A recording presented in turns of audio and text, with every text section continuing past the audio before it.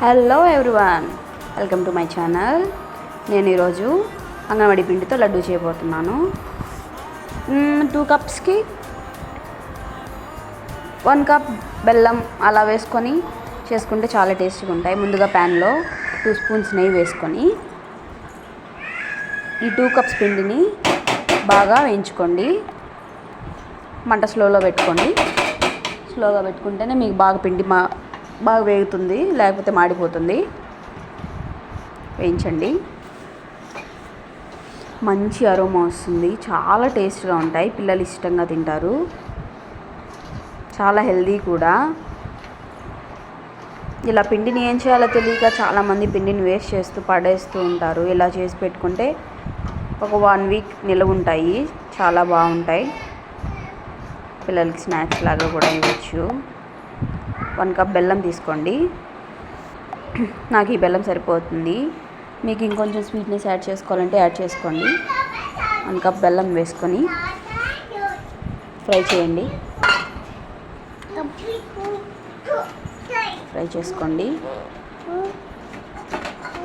2 cups పిండికి నాకు 2 cups milk సరిపోయాయి.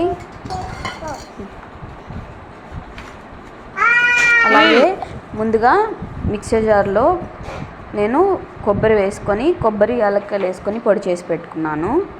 1 cup అది కూడా వేసి వేయించుకోండి. నా దగ్గర పచ్చి కొబ్బరి ఉన్నింది, ఎండు కొబ్బరి లేదు. పచ్చి కొబ్బరిని ముక్కలు చేసి ప్యాన్లో వేయించాను. తర్వాత దాన్ని మిక్సీలో వేసి హీట్ చేశాను. తర్వాత 2 కప్స్ మిల్క్ యాడ్ చేసుకోండి. యాడ్ చేసి బాగా కలిపెట్టండి, ముద్దలు అవ్వకుండా. ఇదంతా లో ఫ్లేమ్లోనే జరగాలి, లేకపోతే మాడిపోతుంది. యాడ్ చేయండి. యాడ్ చేస్తూ ఉండండి. మీరు కావాలంటే దీంట్లో డ్రై ఫ్రూట్స్ యాడ్ చేసుకోవచ్చు. నేను అవేమి యాడ్ చేయలేదు.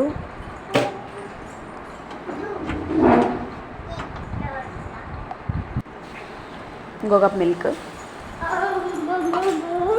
యాడ్ చేయండి, కలిపెట్టండి బాగా.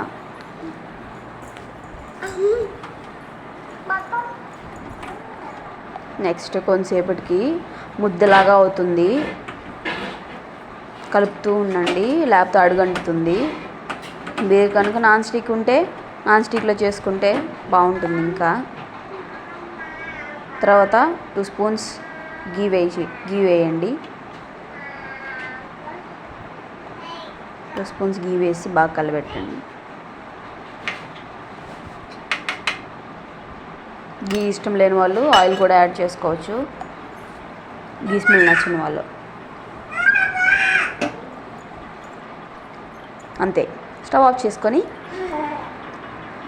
కొంచెం వేడి చల్లారాక చేతికి నెయ్యి పూసుకుంటూ ముద్దలుగా ఉండలు చుట్టుకొని లడ్డూస్ లాగా ప్రిపేర్ చేసుకోవాలి.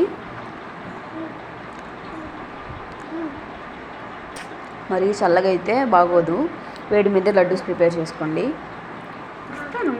చూడండి ఎలా వస్తున్నాయో. గీ అప్లై చేసుకుంటూ లడ్డూలాగా చుట్టుకోండి. అంతే, రెడీ.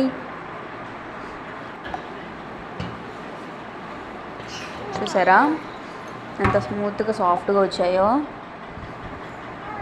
మా బుడ్డోడైతే చాలా ఇష్టంగా తింటాడు ఇవి. Okay, thank you, bye.